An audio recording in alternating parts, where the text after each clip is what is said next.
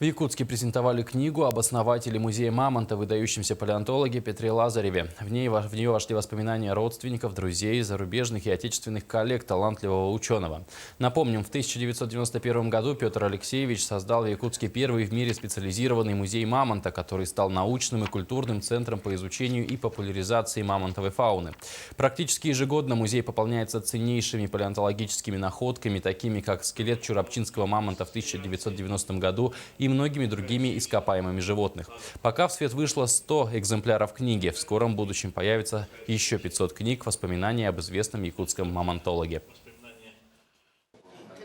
Человека, который был создателем вот этого музея, который поднял науку мамонтоведческую, если можно так выразиться, в Якутии на самую большую высоту, активно развивал международное сотрудничество и за самых последних дней своей жизни сам непосредственно выезжал в экспедиции, участвовал в раскопках остатков мамонтов.